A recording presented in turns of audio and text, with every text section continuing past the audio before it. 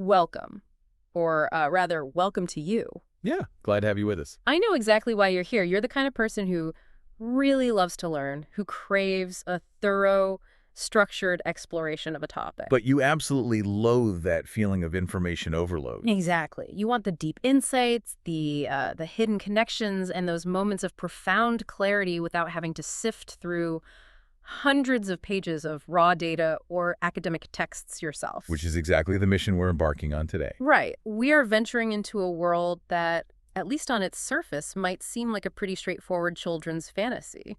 We are doing a deep dive into the foundational sections, specifically the first 6 chapters of Charlie Bone and the Red Knight by Jenny Nimmo. But we should be absolutely clear right up front. Oh, definitely. We are not here to give you a simple plot recap. That's not what this is. No, our mission is to extract the incredibly rich, often surprisingly dark thematic layers that are just buried in this text. I mean, we are talking about the anatomy of societal despair. The creeping bureaucratic shadow of authoritarianism. Yeah, the heavy psychology of keeping secrets and the profound resilience of community in the face of systemic erasure. Okay, let's unpack this because... What's fascinating here is that it's a remarkable piece of literature, precisely because of how seamlessly those massive, weighty themes are woven into a narrative about magical children and ancient lineages. Right, it doesn't feel heavy-handed when you read it. Not at all. When we look closely at the source material, we realize that the magical elements Nimmo places throughout the text, they aren't merely decorative. They act as connective tissue. Exactly, connective tissue to much bigger picture concepts. Mm. We're looking at fundamental questions of trust, the mechanics of systemic oppression, and how communities are forced to respond when their joy and their gathering spaces are literally legislated away. It's a brilliant case study in using the fantastical to examine the deeply, sometimes painfully human experience. It really is.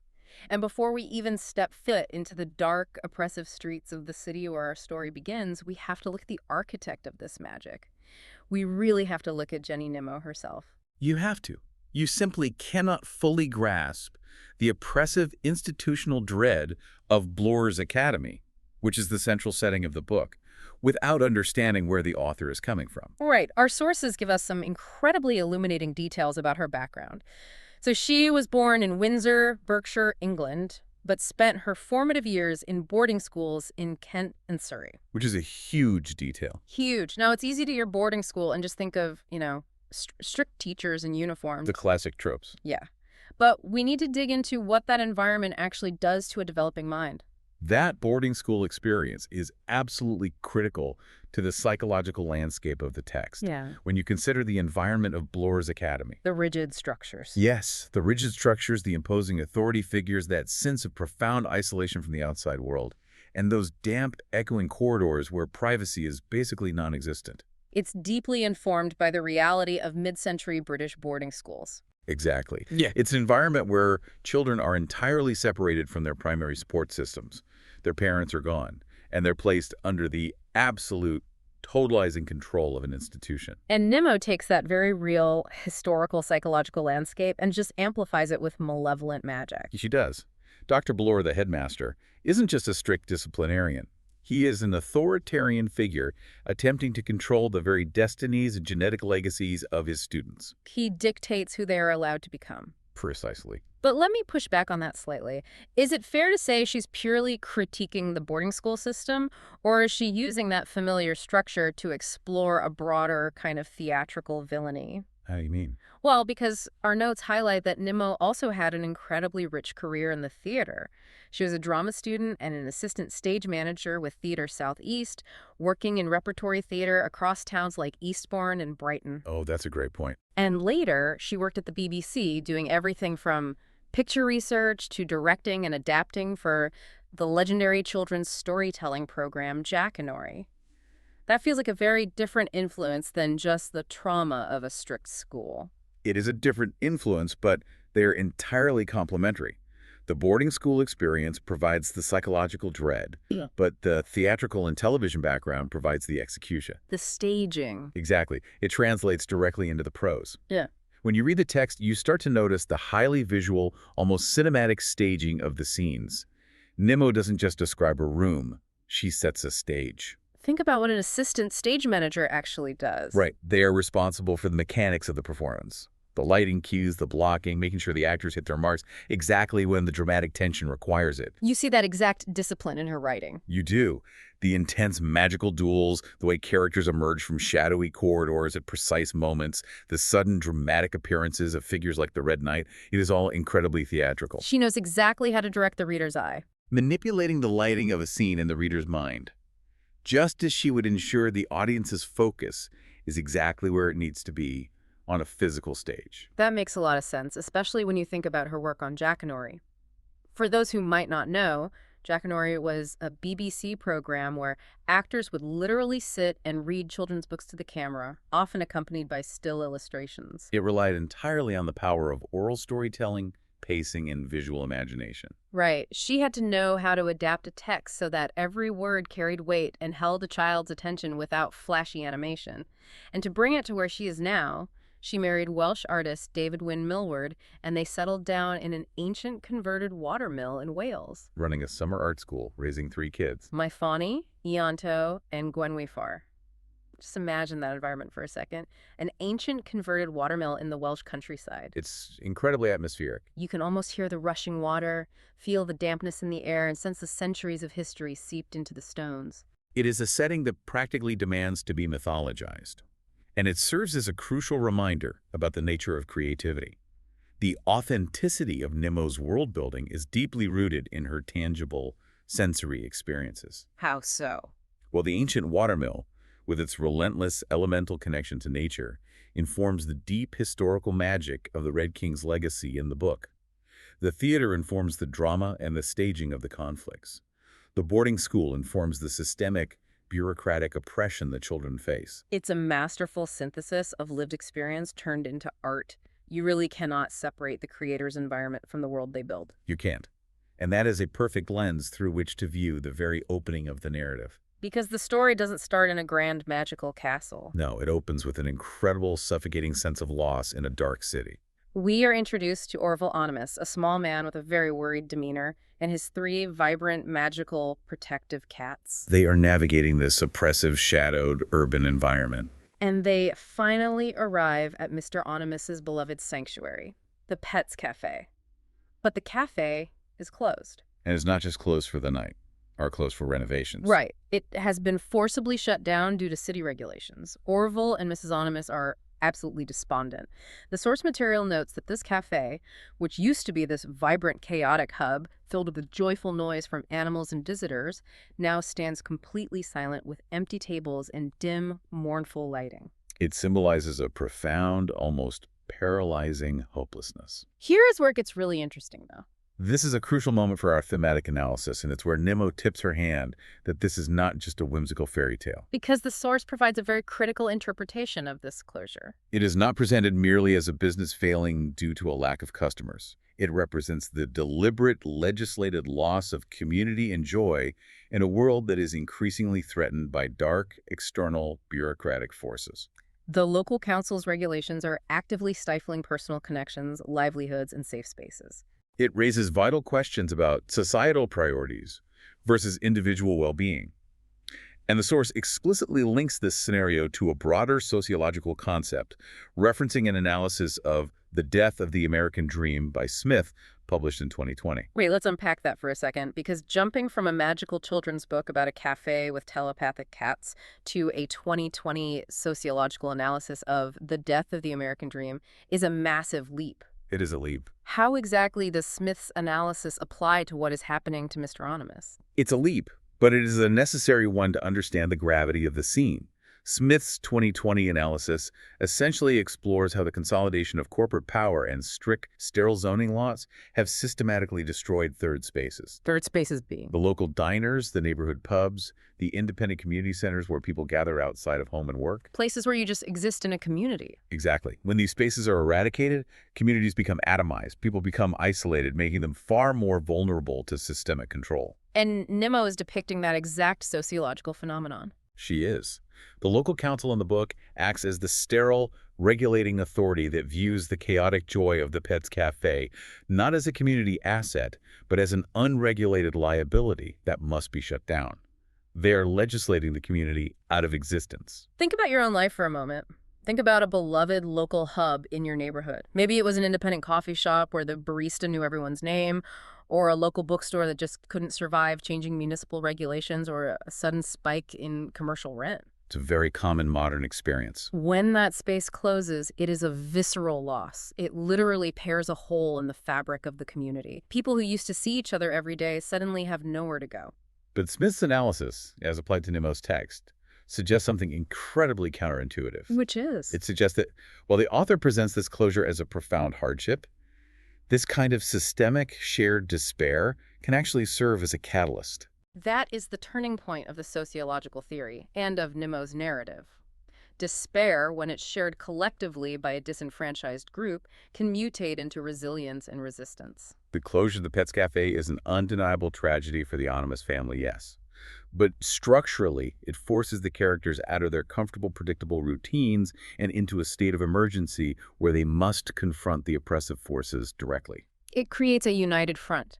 The Animus family, the magical children who rely on them, the protective cats, they are all pushed into a desperate alliance specifically because their safe, neutral spaces have been taken away. When you have nothing left to lose, you become dangerous to the system that took it from you. And right in the middle of that despair, standing in the dark alleyway outside the shuttered cafe, a literal spark of hope arrives. Tancred Torson walks up. Now, this is a boy who was universally believed to be dead. He survived a horrific accident that was intentionally caused by another boy at the academy, Dagbert Endless. Tancred's sudden, joyous return is a massive shock to Mr. Animus. It is a moment of pure resurrection. But Tancred doesn't just bring joy. He brings vital, terrifying intelligence.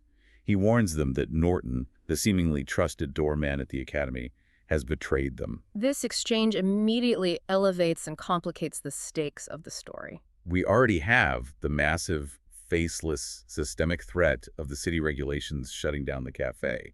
But now we have the intimate, personal threat of betrayal from within their own supposed safe haven. Tancred also makes a point to mention how the magical cats aided in his recovery from the accident. This isn't just a charming detail. It highlights their unique, ancient role as the designated protectors of the children who are descended from the Red King. The atmosphere around Bloor's academy is rapidly degrading. The threats are no longer just bureaucratic. They are physical and deeply personal. And if the stakes weren't high enough, that scene in the alley ends with an absolute cinematic spectacle. While outside, trying to process his own survival, Tancred witnesses a violent magical duel right there in the city streets. A knight, adorned in gleaming armor, is fiercely fighting a dark figure who is wielding an enchanted sword. The knight is valiant, desperately fighting off this dark magic. But Tancred, who has literally just survived a near-death experience, is completely overwhelmed by the raw fear and the chaotic whirlwind of magic. He panics. He tries to run back to the safety of the closed cafe, only to encounter an ominous, unidentified figure lurking in the shadows. This is where Nimmo's theatrical background really shines the brightest. It is classic, impeccable theatrical pacing. You build the emotional tension with the closure of the cafe, you introduce the personal stakes with Tancred's return and the betrayal, and then you explode the scene with visceral, physical action. But thematically, this duel is vital. It illustrates the raw physical struggle between the ancient forces of good and evil. And more importantly, it mirrors the far more insidious, hidden, bureaucratic struggles happening inside Bloor's academy. It shows the reader and Tancred that the conflict is no longer theoretical. It's no longer just about who gets to keep a cafe open. It is active, it is violently destructive, and it is happening right out in the open on their streets. That violent clash outside doesn't just stay in the streets, though. It inevitably bleeds into the supposedly secure institutional walls of Bloor's academy. Which brings us to Charlie Bone. Charlie is jolted awake in his dormitory by strange, unsettling noises coming from the academy courtyard below. He creeps to the window and looks out into the darkness, and who does he see? He sees Norton Cross, the very doorman Tancred just warned was a traitor, covertly helping a mysterious figure into the academy. This figure is dressed in an oversized hat and coat, trying to obscure his identity. But there is one detail Charlie notices that gives him away. The man smells overwhelmingly of the sea. We must pause on that sensory detail because it is incredibly deliberate. The smell of the sea is the specific, unmistakable calling card of Lord Grimwald, who is the father of Dagbert Endless. Let's think about what the sea represents in literature, especially in contrast to a rigid boarding school. The sea is primordial, chaotic, vast, and entirely uncontrollable. Bloor's academy is the exact opposite. It's an environment of supreme terrestrial control, rigid schedules, and stone walls. The smell of the sea penetrating the courtyard signifies the intrusion of an ancient, elemental, uncontrollable magic into the highly structured, bureaucratic world of the Academy. The system is being breached by chaos. Charlie's observation of this breach is abruptly interrupted, though. His imposing grandmother, Griselda Bone, and her equally terrifying sisters suddenly arrive at the academy in the middle of the night. So Charlie has to hastily back away from the window and pretend to be asleep. But the peace doesn't last long. The next day, Charlie is confronted by Dagbert Endless, and this is where the character dynamics become incredibly tense and ethically murky. Remember, Dagbert has a highly sinister reputation. He is the boy directly linked to Tancred's supposed drowning.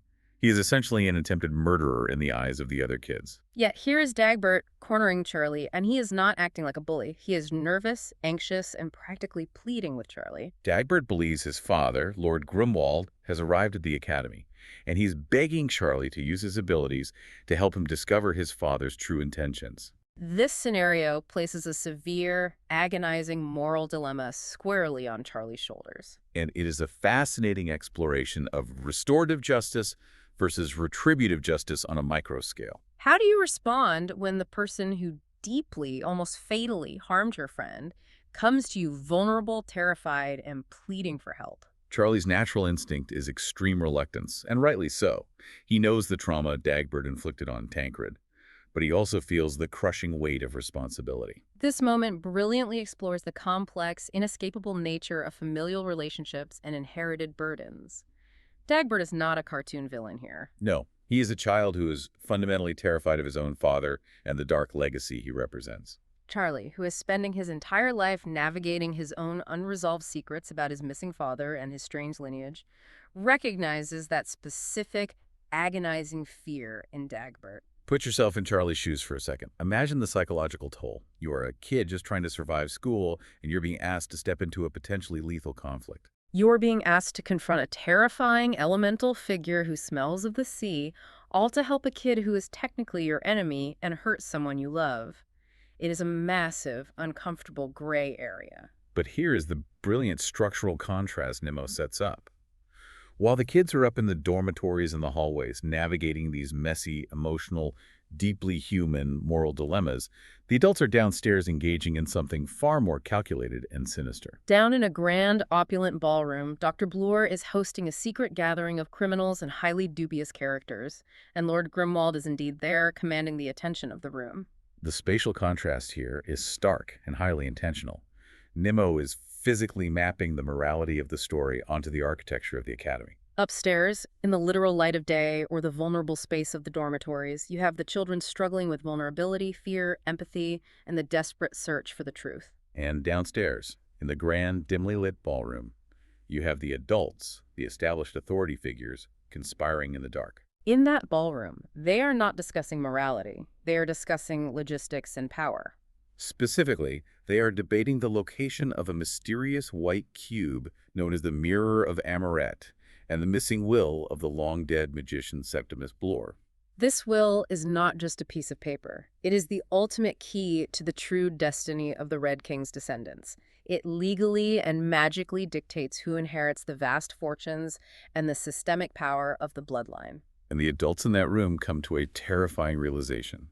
They suspect that this critical document, the will that could strip them of their power, might have been hidden years ago by Charlie's own father. Which instantly, through no fault of his own, puts a massive target squarely on Charlie's back. In fact, a particularly malevolent character at the gathering named Ezekiel explicitly proposes a plan to simply eliminate any potential threats to their power structure. And he specifically includes Charlie in that proposal. This ties directly back to our earlier discussion about authoritarianism and the preservation of power. The adults in that ballroom represent an entrenched regime. They are entirely willing to use lethal force or dark magic to maintain their absolute monopoly on the magical inheritance and the structural institutional power of the Academy. They do not view the children, even their own children, in Lord Grimwald's case, as individuals to be nurtured or protected. They view them strictly through the lens of utility. The children are either assets to be controlled and exploited, or their liabilities to be ruthlessly eliminated. It is a chillingly accurate depiction of how tyrannical systems operate. It is deeply unsettling because the children are essentially trapped in a building run by people debating their execution. And this perfectly sets the stage for the narrative to escalate, where the buried history of this world starts literally crashing into the present day. We cut back to Tancred, who is still out in the Dark City streets after witnessing that terrifying magical duel. He is hiding in the shadows when he encounters Charlie's uncle, Peyton Ubeam. Now, Peyton is one of the most fascinating characters in the entire series. He is an adult, but he operates entirely outside the authoritarian structure of the Bloors. He possesses this highly unusual, very specific magical ability. He can create fragile, beautiful, artificial lights. But the severe downside to this magic is that his very presence accidentally shatters real physical light bulbs. Because of this, he prefers to hide in the dark, mostly to avoid the embarrassment of constantly destroying the environment around him. But we have to look past the surface-level quirkiness of Peyton's ability. It is not just a funny character trait. It is highly symbolic of his role in the narrative. Think about what Peyton represents. He illuminates things. He brings light to the darkness. He uncovers hidden truths. But in the process of illuminating those truths, he inevitably breaks the existing fragile structures around him, represented by the light bulbs.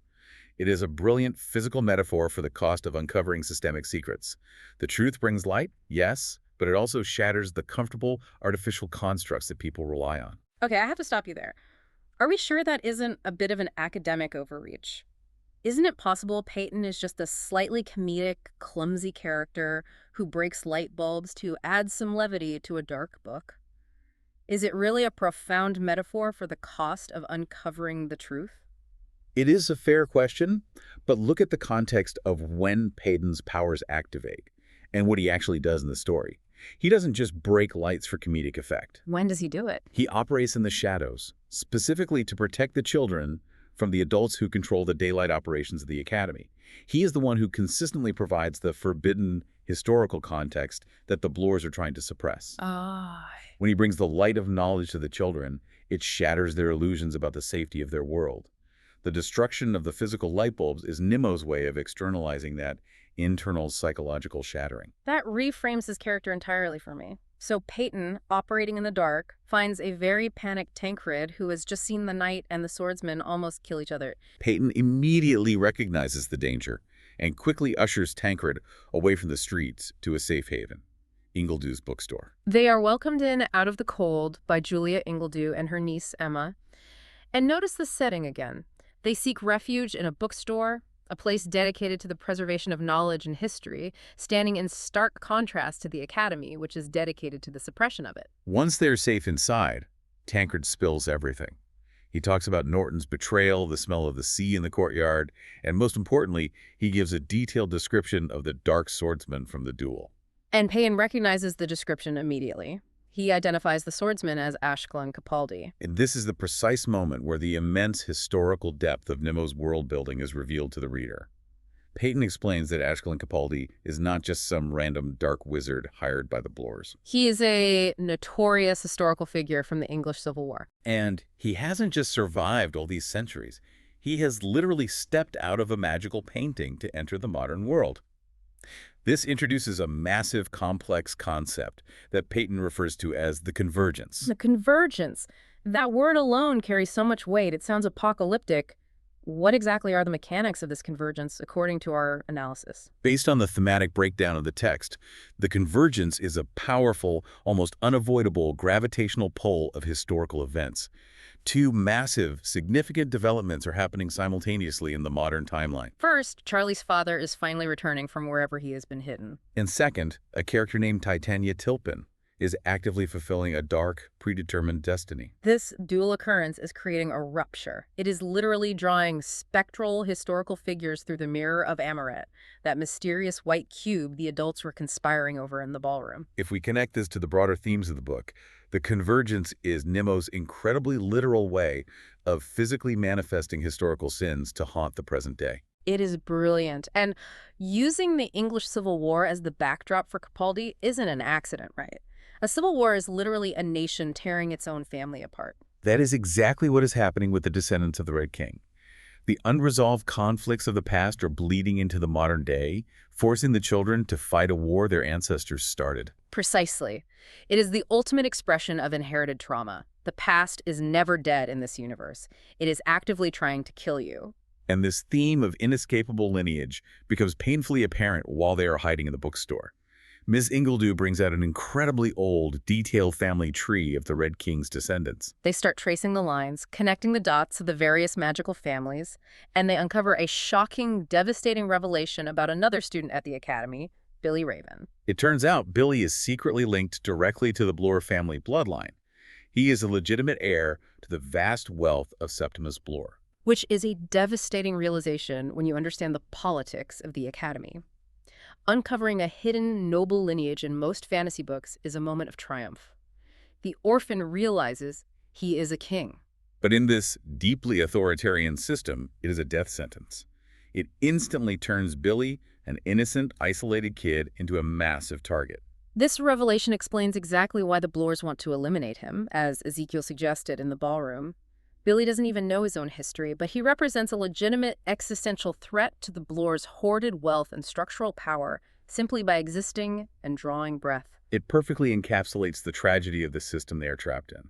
It is the ultimate unjust burden. You inherit a bloodline, and with it, you inherit the absolute hostility of the state. The family tree they study also mentions a pearl-inlaid box that was given to an ancestor named Rufus Raven. They immediately suspect this box holds vital secrets. Perhaps it is the hiding place of the missing will of Septimus Bloor itself. But before they can dig any deeper into the archives, the urgency of the present violently interrupts them.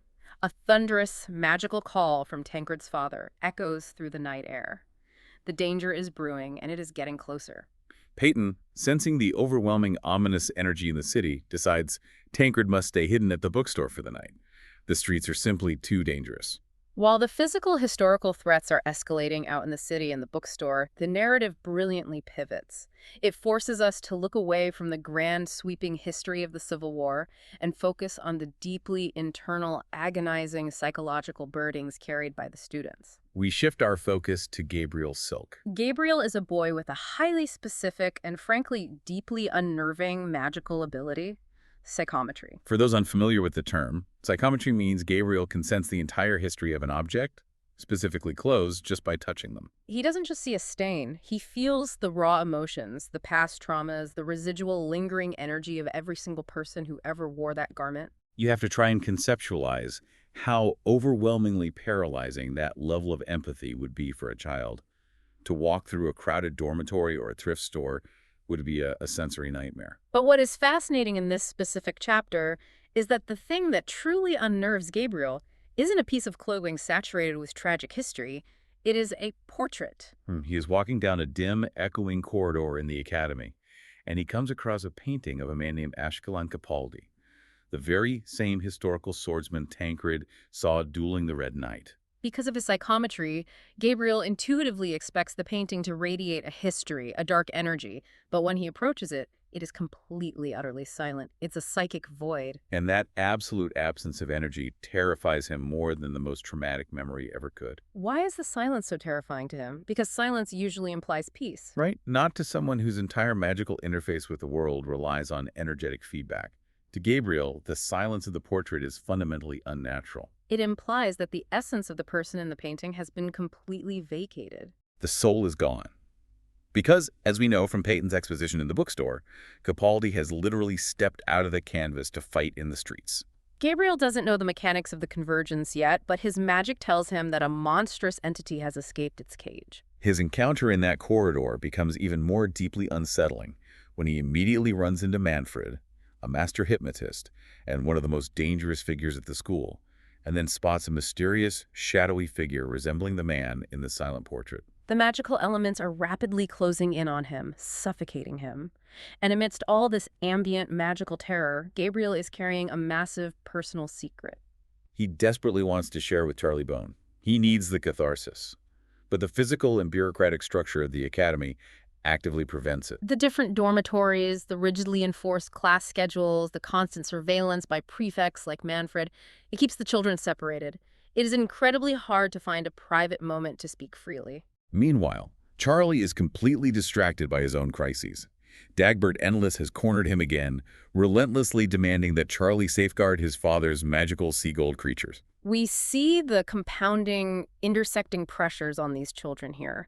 Charlie is navigating Dagbert's manipulative requests, which force him into a morally precarious position regarding his loyalty to Tancred. Simultaneously, his other friend, Gabriel, is silently drowning right in front of him under the weight of his own unspoken secret. It is a brilliant depiction of how authoritarian systems thrive. They keep the subjects so isolated and overwhelmed by their individual crises that they cannot communicate or form a united resistance. They finally manage to break through that isolation during lunch.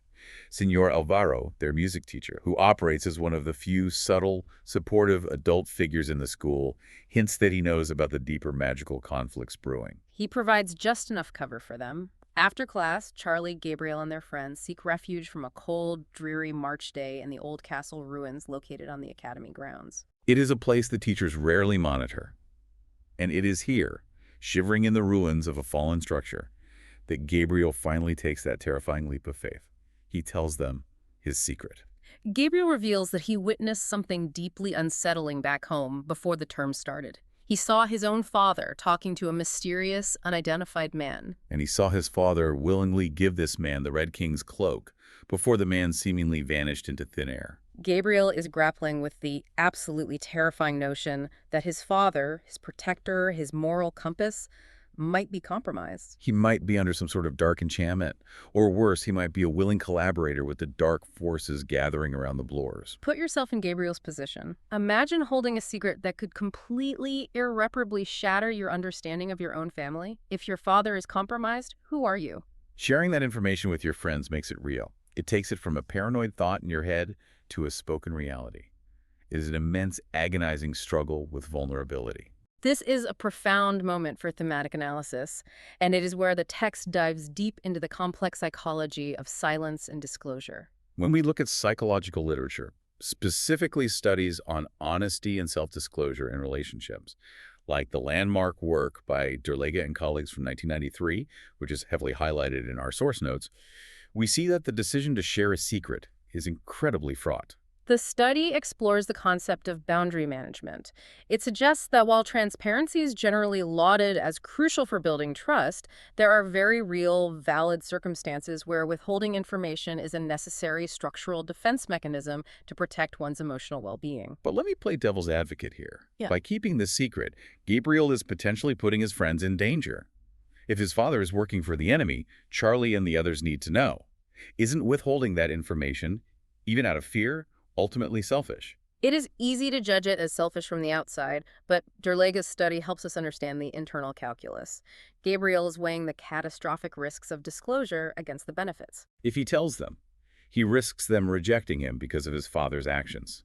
He risks confirming a reality he desperately wants to deny. Once the secret is out, he cannot put it back. He cannot unsay it. Gabriel's paralyzing fear is that by revealing his father's actions, he is betraying his family and simultaneously endangering his friends by dragging them into a dark plot they are entirely unprepared for. The burden of this secret complicates even the strongest friendships. It takes immense courage to be vulnerable, to trust that your friends will support you rather than judge you or flee from the danger you bring to them. Nimmo is asking the reader to deeply question, is honesty always the safest policy, or can silence sometimes be a necessary, albeit heavy, shield? It is a heartbreaking dilemma. And as Gabriel shares this, the emotional tension among the group is at its absolute peak. But the narrative doesn't let them process it for long because the psychological tension is about to violently snap into physical action as we move into the final chapters of our dive where the literal fires are lit. We start with a brief, seemingly jarring shift in scenery, back out to the city, to the quirky Branco family. They run a small shop called Fine and Fancy. The twins, Inez and Edith, are bickering using telekinesis. Just imagine the chaotic imagery. Teacups and inventory flying across the room as two siblings argue with their minds. It is absurd and slightly comedic. But underneath that magic, a very dark, mundane reality is playing out. Mr. and Mrs. Branco are nervously preparing for a financier to come in. This financier is going to completely take over and transform Fine and Fancy into a new establishment. And the name of this new corporate-backed establishment, not the Pets Cafe. That name is astounding in its malice. It is not just a rebranding for marketing purposes, it is a highly targeted act of cruelty. It is a deliberate public erasure of the Onimus family's legacy. It is the system rubbing salt in the wound, ensuring that the community not only loses their safe space, but is mocked by its replacement. It is incredibly vindictive.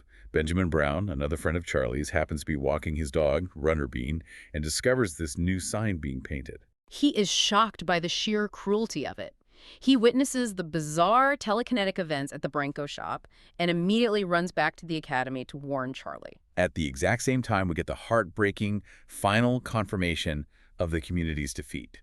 The local council has officially forced the physical eviction of the Onimus family from the actual Pets Cafe building. The council cites vague safety concerns as the reason, completely ignoring the fact that the family was fully paying their rent and operating safely for years. Here is where we must unpack the explicit, undeniable parallel to George Orwell's 1984, as noted in the source material. Think about the language the local council uses to justify destroying this family's life. They cite safety concerns. Where have we seen that before? It is bureaucratic, sanitized language, specifically weaponized to cover up blatant state control. It is straight out of the Ministry of Truth. The Bloors and the local council represent an authoritarian regime executing absolute control over the populace. They use the guise of public safety to systematically dismantle any spaces of community gathering and potential resistance.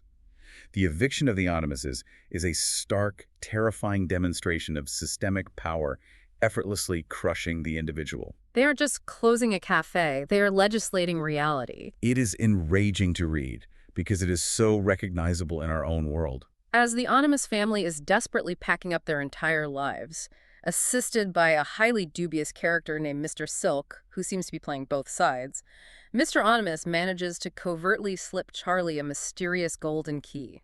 This key is the ultimate catalyst for the climax of these chapters. Charlie knows, from piecing together the history, that there is a secret, ancient tunnel linked to the cafe. A tunnel that might hold a hidden treasure intrinsically tied to his family's history, perhaps even the missing will of Septimus Bloor that could overturn the entire power structure. So after lunch, driven by a desperate need to find answers, Charlie sneaks out of the academy and into the dark, empty cafe. He uses his inherited magic to unlock the secret tunnel, guided purely by the soft, glowing light of his magical white moth, Clairwyn. This descent into the tunnel is heavily layered with symbolism.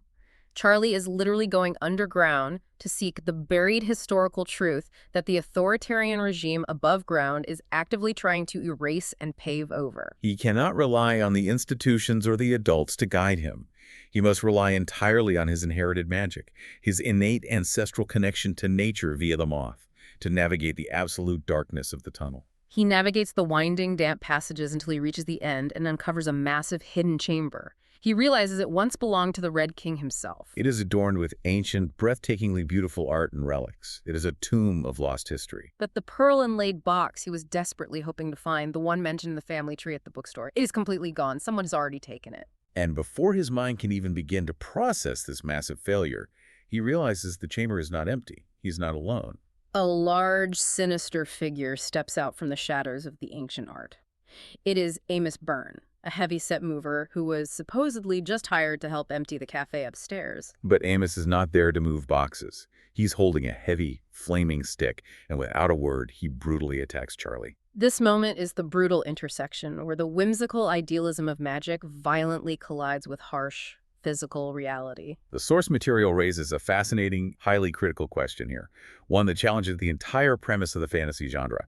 Can the mere existence of magic or an individual's innate special talent successfully counteract systemic societal pressures and raw physical violence? Right, because the trope is that the boy wizard waves his hand and defeats the brute. Charlie has magic. He can talk to photographs. He has a telepathic moth. Shouldn't he just be able to easily overpower a guy with a stick? Exactly. But Nimmo subverts that trope entirely. Magic does not make you immune to physics. Magic does not make you fireproof. Charlie is currently trapped underground, cornered by a fully grown man wielding a makeshift torch who fully intends to do him severe bodily harm. The harsh reality of physical oppression temporarily overrides the promise of magical potential. The systemic violence the adults are willing to use is terrifyingly real. It is a genuinely terrifying scene. Amos lunges at him with terrifying speed. The intense heat of the flames is literally licking at Charlie's back. He scrambles away but realizes he cannot go back the way he came. Amos is blocking the tunnel. Absolute panic sets in. He is going to burn. And just as Amos raises the flaming stick to strike a potentially fatal blow, the impossible rescue happens. The enigmatic Red Knight suddenly, magically appears right there in the subterranean chamber, riding a massive, magnificent white mare. The knight draws his sword and lifts it high, as if to strike Amos down, but a commanding voice, seemingly echoing from the knight's armor, urges Charlie to run. It is, by definition, a literal disminis ex machina, a god from the machine dropping in to save the day. But it serves a vital thematic purpose, rather than just a lazy plot resolution. It shows that while the oppressive bureaucratic forces of the Bloors are vast and seemingly insurmountable, there are ancient, powerful forces of protection that are still actively intervening in the world. However, notice the nuance. The Red Knight does not actually fight the battle for Charlie. The knight does not slay the dragon so the hero can rest. The knight merely distracts the attacker, providing a brief, chaotic window of opportunity for Charlie to save himself. The agency and the effort of survival remains entirely on the child. And Charlie doesn't hesitate. Driven by pure, adrenaline-fueled instinct, he speeds away from the blinding light of the fire and the massive horse. He hides behind a crumbling stone wall in the dark, desperately catching his breath. He hears a terrible, echoing scream from Amos, followed by the heavy sound of retreating hoofbeats. When the silence finally settles and he dares to peek back into the main chamber, Amos Byrne is lying completely motionless on the stone ground, having presumably been violently trampled by the knight's massive warhorse. The immediate threat is neutralized, but Charlie's nightmare isn't over. He is still trapped deep in the castle ruins on the heavily guarded academy grounds. He is desperate to escape back to his dormitory before he is discovered missing. In the dark, he calls on Clairwyn, his white moth, hoping for a sliver of light to guide him back. And suddenly, to his absolute surprise, the darkness shifts, and he is entirely surrounded by a multitude of glowing eyes. It is the magical cats. The cats, from the very first chapter of the cafe, return, the designated ancient protectors of the Red King's heirs. They arrive not to fight for him, but to guide him through the incredibly dangerous final leg of his escape through the enemy's stronghold. It is a brilliantly tense sequence. The cats, moving with total silence, guide him through the treacherous, uneven castle grounds. He has to painstakingly dodge the watchful eyes of the academy staff patrolling the perimeter, specifically the unfriendly groundskeeper Whedon, and Mrs. Tilpin, the teacher who Peyton warned was actively fulfilling a dark historical destiny. Every snapped twig could mean capture. Finally, they approach a massive, impossibly tall, ivy-covered stone wall that physically separates the rigid control of Bloor's academy from the outside world. The cats, of course, scale the sheer stone easily, sitting at the top and urging Charlie to follow. He is exhausted, his hands are slipping on the wet ivy, he struggles, he nearly falls back into the darkness. But fueled by the sheer terror of what is behind him, his hands finally grip the rough stone at the top. He agonizingly pulls himself over the wall, collapsing onto the other side, just as the loud, blaring alarm is raised across the entire academy by Lord Grimwald. His absence has been noted. He physically makes it out. He survives the night, but the quiet, bureaucratic struggle is over. The war has officially begun. That grueling physical escape over the wall is the culmination of the theme of using inherited abilities and inherited alliances wisely. Charlie didn't try to magically blast his way out. He used his ancestral connection to the animals, his heritage, to find a hidden path to survival. But as the source notes regarding his failure to secure the box, illuminating hidden truths brings immense irreversible danger. He is over the wall, yes, but he is now a known, active enemy of the Bloor administration and Lord Grimwald. The illusion of safety at the academy is completely shattered. And that breathless, desperate escape over the wall brings us to the end of our deep dive into these foundational chapters. We started this journey by looking at how Jenny Nimmo's highly specific, real-world environment of suffocating boarding schools and highly disciplined theatrical staging literally built the architecture of this world. We watched as what initially seemed like a simple, whimsical tale of a boy with a telepathic moth and a magic key transformed, layer by layer, into a profound, intense exploration of community resilience. We saw how the bureaucratic closure of a single cafe can perfectly mirror the sociological death of the American dream, or the devastating stifling of any vital community hub. We sat in the cold ruins and felt the heavy, agonizing psychological weight of keeping secrets with Gabriel Silk, deeply understanding that sometimes vulnerability is a terrifying leap that could destroy your world. And finally, we witnessed the timeless, grueling physical fight against authoritarian oppression, dodging the literal flames of those who desperately want to control the future by erasing the past. It is an incredibly dense, masterful narrative that repays deep, critical reading. And while the listeners joining us today may not have a telekinetic moth to guide them, or find themselves dodging a resurrected ancient swordsman who stepped out of an oil painting, the underlying themes Nimmo explores are profoundly universal. We all, in our daily lives, navigate our own versions of Bloor's Academy. Absolutely. You listening to this right now, think about the spaces you navigate. You navigate spaces of intense institutional pressure. You have corporate workplaces or complex social circles or deeply entrenched family dynamics where your loyalties are constantly tested. You navigate spaces where authority often goes unquestioned simply because it has always been that way, where hidden generational histories and unspoken rigid rules invisibly shape your present reality and dictate what you are allowed to become. The desperate struggles of Charlie, Gabriel, and their friends are, at their core, the struggles of anyone attempting to maintain their moral integrity and uncover the obscured truth in a massive system that is entirely designed to keep them compliant, isolated, and quiet. Which leaves us with a final provocative thought for you to mull over as you go about your day. We spent a significant amount of time today talking about the Mirror of Amaray, that mysterious white cube that the Bloors so desperately want to use to bring forth the literal ghosts of a family's unresolved past. It forces the characters to physically deal with the historical sins of their ancestors right in their present day, face to face. So I want you to think about your own world, your own history. What unresolved histories in our own modern societal structures, or even buried deep in your own family tree, are currently shaping the conflicts and the anxieties you face today? The ghosts of past decisions, whether they were made by a government council or a great-grandparent, are always with us, shaping the architecture of our lives. And more importantly, when those ghosts finally manifest, do we have the courage to actually face those specters? Do we have the resolve to illuminate the dark corners and shatter the fragile light bulbs like Peyton U-beam, knowing it might destroy our comfort? Or are we just standing in the ruins of our communities, paralyzed by the silence, hoping a red knight will ride in to save us while we do nothing? Something to think about. Until next time.